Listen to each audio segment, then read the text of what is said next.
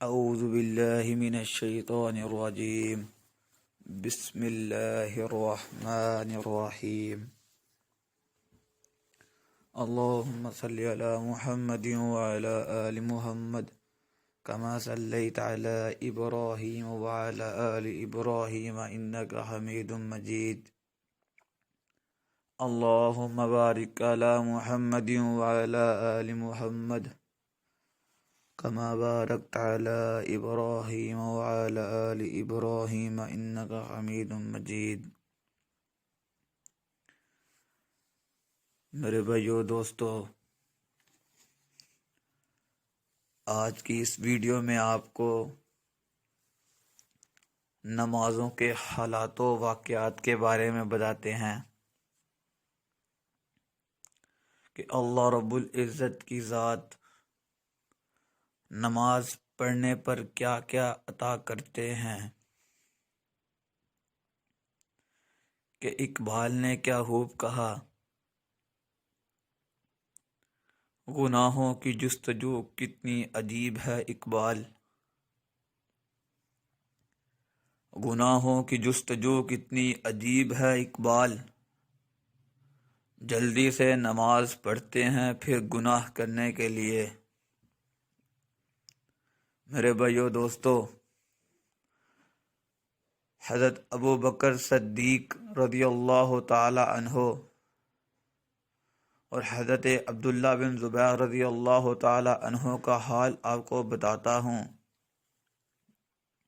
میرے بھائیو دوستو، جب وہ نماز کے لیے کھڑے ہوتے تھے تو ایسے معلوم ہوتا تھا ایک لکڑی کھڑی ہوئی ہے.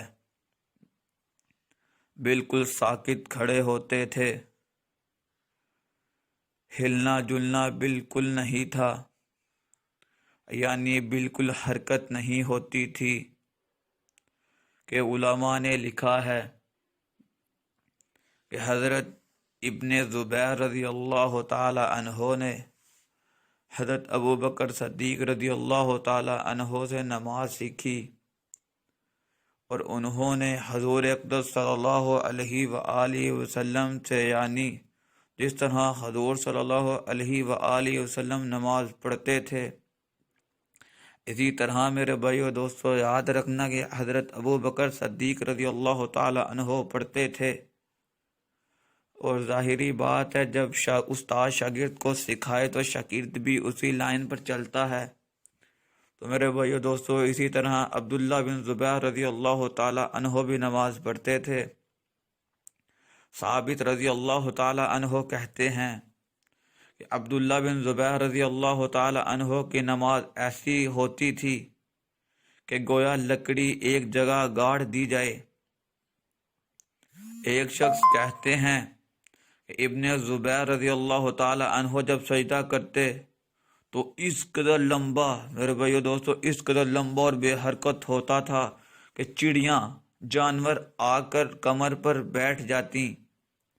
بعض مرتبہ اتنا لمبا رکوع کرتے کہ تمام رات صبح تک رکوع میں ہی رہتے. میرے بھائیو دوستو، بعض اوقات سجدہ اتنا ہی لمبا ہوتا کہ پوری رات گزر جاتی. جب حضرت ابن زبیر رضی اللہ تعالی عنہ سے لڑائی ہو رہی تھی تو ایک گولہ مسجد کی دیوار پر لگا، جس سے دیوار کا ایک ٹکڑا اڑا اور حضرت ابن زبیر رضی اللہ تعالی عنہ کے حلق اور داڑھی کے درمیان کو گزرا، مگر نہ ان کی کوئی انتشار ہوا اور نہ رکوع سجدہ مختصر کیا. ایک مرتبہ نماز پڑھ رہے تھے کہ بیٹا جن کا نام ہاشم تھا پاس سو رہا تھا. چھت میں سے ایک سانپ گرا اور بچے پر لپٹ گیا. میرے بھائیو دوستو، اس بچے نے اتنا شور مچایا کہ گھر والے سب دوڑے ہوئے آئے. ہر طرف ہنگامہ کا حالت تھی، شور مچا ہوا تھا. اس سانپ کو مارا. ابن زبیر رضی اللہ تعالی عنہ اسی اطمینان سے نماز پڑھتے رہے کہ نماز میں اللہ کی طرف ایسا دھیان تھا کہ دنیا کی، میرے بھائیو دوستو، کوئی خبر نہ تھی کہ اللہ تعالیٰ سے باتیں کرنے میں کیا اطمینان مل رہا تھا. سلام پھیر کر فرمانے لگے کہ کچھ شور کی سی آواز آئی تھی، یہ کیا تھا؟ بیوی نے کہا اللہ تم پہ رحم کرے، بچے کی تو جان بھی گئی تھی، تمہیں پتہ ہی نہ چلا۔ فرمانے لگے تیرا ناز ہو، اگر نماز میں تو دوسری طرف توجہ کرتا تو نماز کہاں باقی رہتی۔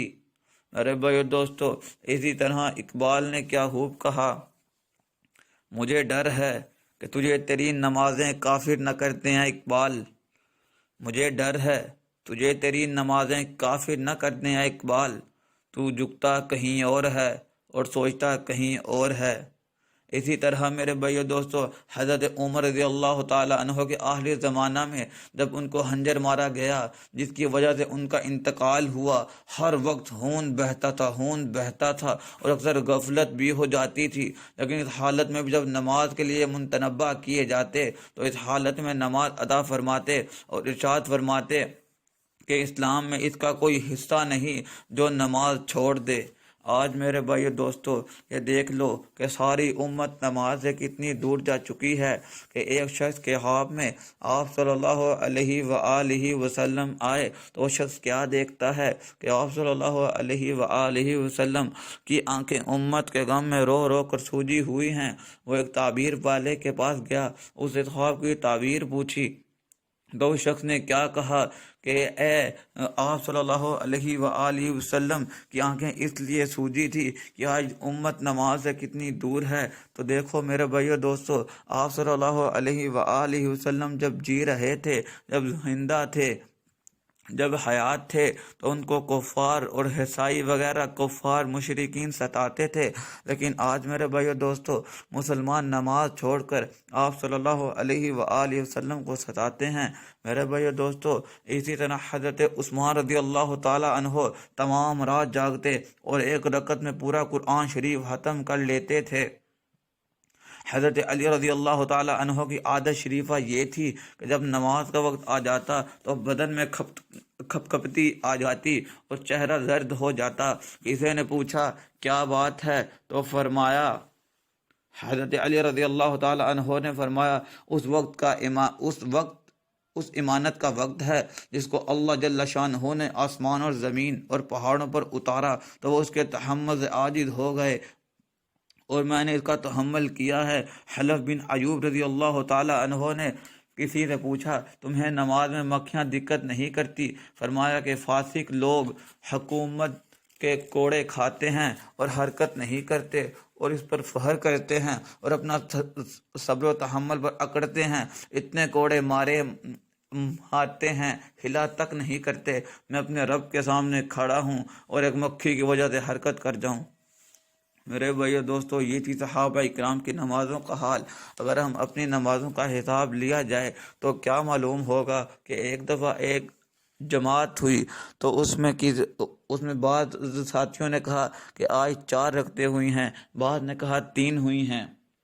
میرے بھائی دوستو، اسی طرح ایک آدمی کھڑا ہوا اور بڑے فخر سے کہنے لگا اور نہیں بھائی، آج تو 3 رکعتیں ہوئی ہیں۔ ان شخص نے پوچھا کہ تو اتنا یقین سے کہہ رہا ہے تو یہ کیا بات ہے، یہ کیسے 3 رکعتیں ہوئی ہیں؟ وہ کہتا ہے میرے بھائی میری بات سنو کہ میری 4 دکانیں ہیں، میں ہر دکان میں ہر رکعت میں ایک دکان کا حساب کرتا ہوں، لیکن آج میں نے 3 دکانوں کا حساب کیا تھا اور نماز ختم ہو گئی۔ تو میرے بھائیو دوستو، آج یہ ہماری نمازوں کا حال ہے۔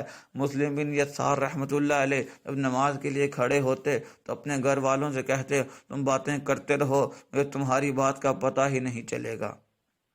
ایک مرتبہ بصرہ کے حلیم سے کہتے ہیں کہ تم کہ مسجد میں نماز پڑھ رہے تھے کہ مسجد کا ایک حصہ گرا، لوگ اس کی وجہ سے دوڑے، وہاں جمع ہوئے، شور و شگب ہوا اور ان کو پتہ ہی نہ چلا۔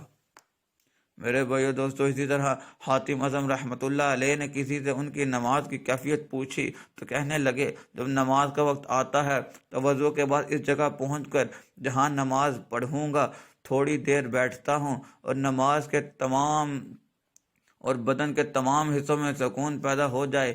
میرے بھائی دوستو، ہمیں بھی ایسا ہی کرنا چاہیے۔ نماز پڑھنے سے پہلے اللہ تعالیٰ کو یاد کر لیا جائے، باقی ساری ٹینشنوں کو، ساری باتوں کو ذہن سے نکال دیا جائے، تو پھر کیا ہوا، پھر نماز کے لیے کھڑا ہوتا ہوں اسی طرح کہ بیت اللہ کو اپنی نگاہ کے سامنے سمجھتا ہوں۔ میرے بھائی دوستو، جب ہم بھی نماز پڑھیں تو اللہ تعالیٰ کے گھر کو اپنے سامنے سمجھیں اور پل صراط کو پاؤں کے نیچے رکھیں، نیچے سمجھیں کہ یہ اس جگہ پر کھڑا ہوں، اس جگہ سے ہلنا نہیں۔ جنت کو دائیں طرف اور جہنم کو بائیں طرف اور موت کے فرشتوں کو اپنے پیچھے کھڑا ہوا خیال کرتا ہوں اور سمجھتا ہوں کہ یہ نماز آخری ہے۔ اس کے بعد پورے خشوع و خضوع سے نماز پڑھتا ہوں، اور اس کے بعد امید اور ڈر کے درمیان رہتا ہوں کہ نامعلوم قبول ہوئی یا نہیں۔ میرے بھائیو دوستو، یہ حال تھا حاتم اعظم رحمۃ اللہ علیہ کی نماز کا، کہ کس طرح نماز پڑھی تو پھر بھی معلوم نہیں کہ نماز قبول ہوئی یا نہیں ہوئی۔ آج میرے بھائیو دوستو، ہماری نمازوں کا کیا حال ہے؟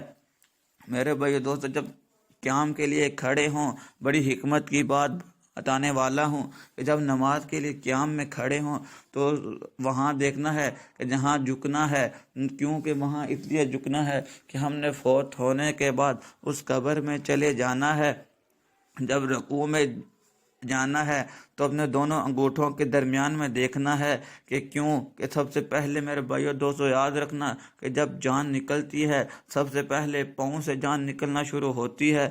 میرے بھائیو دوستو، جب سجدے میں جانا ہے تو ناک کو دیکھنا ہے۔ ناک کو کیوں دیکھنا ہے؟ وہ اس لیے میرے بھائیو دوستو یاد رکھنا کہ قبر میں سب سے پہلے جسم سے ناک جدا ہوتی ہے۔ میرے بھائیو دوستو، جب اتحیات میں بیٹھنا ہے تو اپنی جولی میں دیکھنا ہے، کیونکہ میرے بھائیو دوستو خالی ہاتھ آئے تھے، خالی ہاتھ جانا ہے۔ میرے بھائیو دوستو، اسی طرح نبی اکرم صلی اللہ علیہ وآلہ وسلم کا قصہ یاد آ رہا ہے کہ ایک غزوہ میں تشریف لا رہے تھے، شب کو ایک جگہ قیام کیا اور ارشاد فرمایا، آج شب کی حفاظت اور چوکیدارہ کون کرے گا؟ ایک مہاجر انصار حضرت عمار بن یاسر رحمۃ اللہ علیہ اور حضرت عباد رضی اللہ تعالیٰ عنہ نے عرض کیا، ہم دونوں کریں گے۔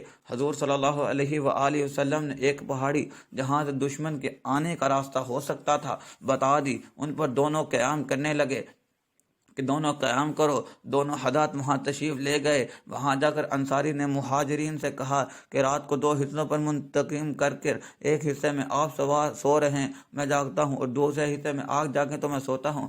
دونوں کے تمام رات جاگنے سے یہی احتمال ہوا کہ کسی وقت نیند کا غلبہ ہو جائے اور دونوں کی آنکھ لگ جائے۔ اگر کوئی خطرہ جاگنے والے کو محسوس ہو تو اپنی ساتھی کو جگا لے۔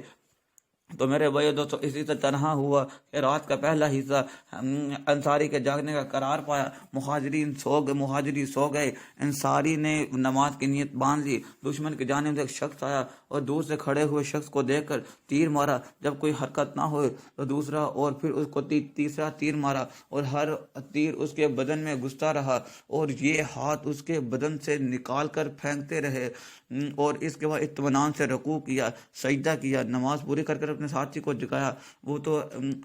وہ تو ایک کی جگہ 2 کو دیکھ کر بھاگ گیا کہ نامعلوم کتنے ہوں گے، مگر ساتھی نے جب اٹھ کر دیکھا تو انصاری کے بدن سے 3 جگہوں سے خون ہی خون بہہ رہا تھا۔ مہاجر نے فرمایا، سبحان اللہ، سبحان اللہ، تم نے مجھے شروع میں ہی نہ جگا لیا۔ انصاری نے فرمایا کہ میں نے ایک سورۃ کہف 15 پارے کی صورت ہے میرے بھائیو دوستو، سورۃ کہف شروع کر رکھی تھی، میرا دل نہ چاہا کہ اس کو ختم کرنے سے پہلے رکوع کروں۔ اب بھی یہ مجھے اندیشہ ہوا ایسا کہ بار بار تیر لگنے سے مر جاؤں، اور حضور صلی اللہ علیہ وآلہ وسلم نے جو حفاظت کی خدمت سپرد کر رکھی تھی وہ فوت ہو جائے۔ اگر مجھے یہ اندیشہ نہ ہوتا تو میں مر جاتا، مگر سورت ختم کرنے سے پہلے رکوع نہ کرتا۔ میرے بھائیو دوستو، یہ دیکھو ان کی نمازوں کا کیا حال تھا۔ اسی طرح حضرت ابو طلحہ رضی اللہ تعالی عنہ کے بارے میں آتا ہے کہ وہ جب نماز پڑھ رہے تھے تو میرے بھائیو دوستو وہ نماز پڑھ رہے تھے تو ان کا خیال ایک چڑیا تھی جو ان کے باغ میں آ گئی، تو چڑیا گھبراہٹ کی وجہ سے ہر طرف درخت ہی درخت دیکھنے کے بعد اس کو جب باہر جانے کا راستہ نہ ملا تو وہ حضرت ابو طلحہ رضی اللہ تعالی عنہ کے سامنے سے گزری، جس سے حضرت ابو طلحہ رضی اللہ تعالی عنہ کا دھیان تھوڑا اس چڑیا پر گیا۔ تو کیا ہوا کہ ایک رکعت میں تھوڑی سی غلطی لگ گئی۔ غلطی لگنے کے بعد وہ آپ صلی اللہ علیہ وآلہ وسلم کے پاس آئے تو آ کر عرض کی کہ یا رسول اللہ صلی اللہ علیہ وآلہ وسلم، آج میرے ساتھ یہ واقعہ پیش آیا ہے۔ تو آپ صلی اللہ علیہ وآلہ وسلم نے ساری بات سنی تو انہوں نے فرمایا کہ یہ سارا واقعہ مجھے ایک باغ کے پیچھے آیا ہے، ایک باغ کے پیچھے آیا ہے، تو میں اس باغ کو اللہ کے لیے وقف کرتا ہوں کہ اس چیز سے مجھے نماز میں حلال آئے وہ میرے کس کام۔ تو میرے بھائی دوستو، یہ تھے حضرت ابو طلحہ رضی اللہ تعالی عنہ، اور بھی آپ کو کافی مہاجرین کا واقعہ سنایا ہے۔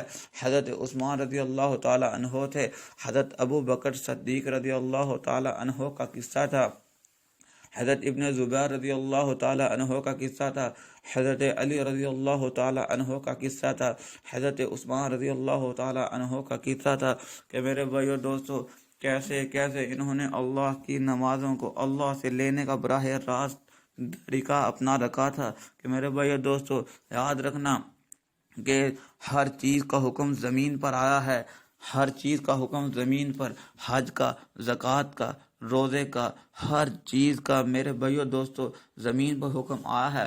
لیکن جب آپ صلی اللہ علیہ وآلہ وسلم شب معراج پر گئے تو اللہ تعالیٰ نے فرمایا کہ اے نبی صلی اللہ علیہ وآلہ وسلم کیا لائے ہو؟ تو آپ صلی اللہ علیہ وآلہ وسلم نے فرمایا کہ عاجزی لایا ہوں۔